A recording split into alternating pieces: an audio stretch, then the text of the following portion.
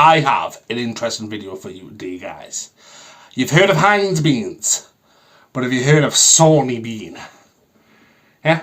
Sawney Bean was a ruthless, notorious, cannibalistic, inbred serial killer. Yes, he was. He was a serial killer. And this is his story. I'm going to put my reading glasses on, because I'm reading from a book here. Very intellectual. It says here, no one knows the truth about the strange saga of Sawney Bean. The facts of this ancient case of multiple murders are lost in the mist of time. Ooh. And it is acknowledged that much of the story may be myth more than legend. However, it amply proves that serial killers have been with us throughout the ages, and it is perhaps illuminating to look back to time when, although the term had not been coined, there were villains whose murderous tallies stacked up, not into the single figures, nor even the tens, but into the hundreds. The curse of the cave-dwelling cannibals. Let's get serious. Sawney Bean was reportedly...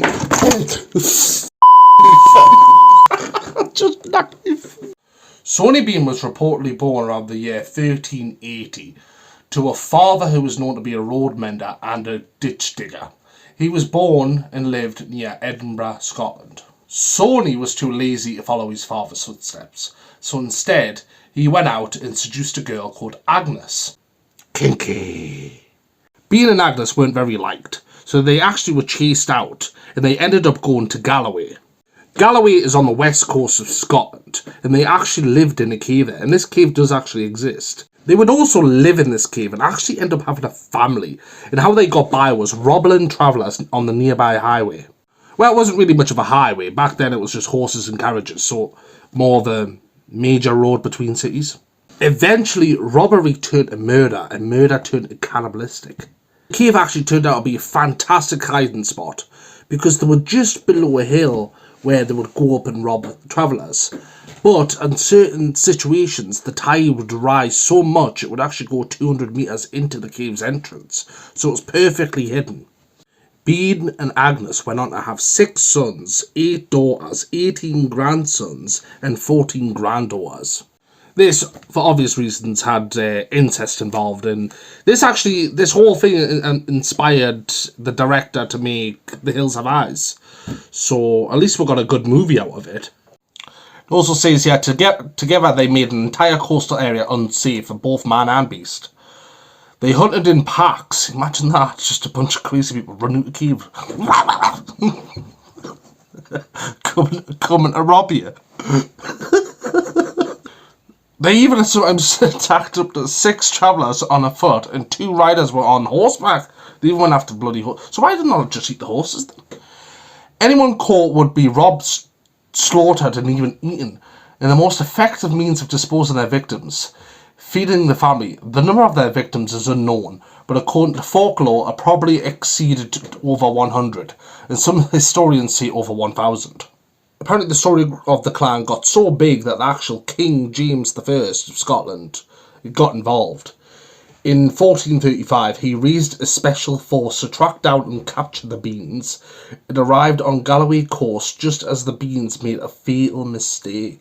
And this fatal mistake wasn't just a normal mistake. They went out and attacked, as per usual, your average inbreeding Saturday night. They went out and robbed... That's not how my Saturday nights go, by the way. But they went out to rob a traveller. And they robbed the wrong traveller. This traveller was on horseback with his mistress on the back also. And they were just trotting along, as per usual. And the clan came out and attacked, right? And in the midst of things, the woman on the horse fell off. And little did they know... This guy was apparently a war vet, and he had a bloody sword on him. You had that out, and he had even a pistol. I'm guessing it was one of them flintlock pistols. and he put up a pretty bad fight, and he actually ended up injuring some of the Bean clan. However, unfortunately, the mistress was actually ripped apart in front of him. Like dogs. Just like dogs. I know, gruesome. And anyways, eventually the clan actually surrendered. Well, they didn't surrender. They actually ran back to their cave, like fleeing, and some of them obviously injured. And it was reportedly that him, I'm mistaken here, but he, the army man, was actually backed up by other travellers that heard nearby screams of obviously his mistress, and that's what led them to flee. And reportedly they went somewhere in Scotland, and that's how the king got involved. And the king obviously had like professional trained soldiers to go on a manhunt for the beans. Eventually, with the help of sniffer dogs, the Bean family was sniffed out.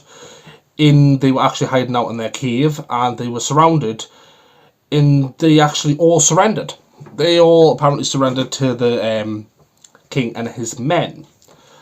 However, apparently, within the cave, there was racks of human flesh, female corpses and male corpses, both whole and dismembered, some fresh, some smoked, some dried. So basically, you pick up the choice for your buffet there.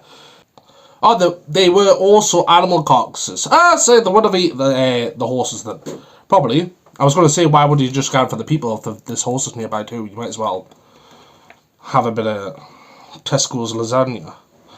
For legal reasons, I'm going to say that's a joke. It's a joke. It was a joke. Tesco's ready meals have never had horse meat in them.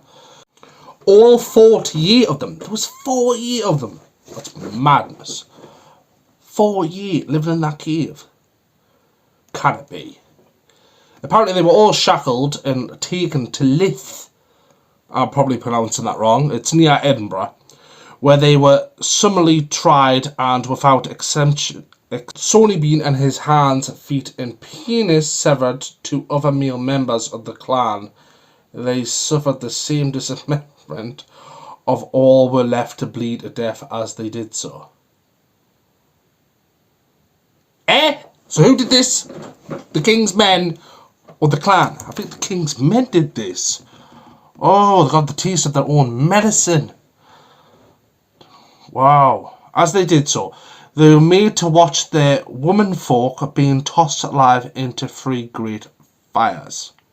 So that's basically it for the Bean story. The Sawney Bean story, and basically we're not sure if it actually happened. This all could be a myth. However, like I said, the cave is real. You can actually go there and check it out yourselves. I would love to go there. I might pop along one day to see it from my own eyes. It'd be interesting and all that. But yeah, just take this story with a bit of salt. It might not have actually happened. And if you're new here, please consider subscribing. I'm Connor, by the way. I should have said that at the start. Please give the video a big thumbs up. It really does help out. And if comment below what case you would like me to discuss next. Thank you very much. I hope you enjoyed watching.